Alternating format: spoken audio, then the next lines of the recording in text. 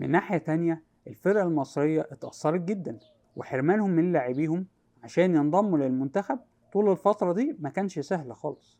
الزمالك مثلا راح البطولة العربية في جدة، خسر مباراتين وتعادل مباراة وخرج من الدور الأول.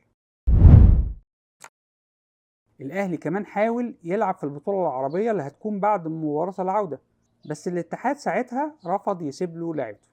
الفكرة ان الجوهري كان شايف الراحة السلبية بعد ماتشين الجزائر مهمة جدا، لان اللعيبة بعد الاعداد العنيف للمباراتين سواء تأهلت للمونديال او لا فاكيد هتكون محتاجة للراحة عشان تقدر تكمل الموسم. ففي النهاية الاهلي كمان انسحب من البطولة العربية بدل ما يلعبها ويخسر زي الزمالك ما خسر.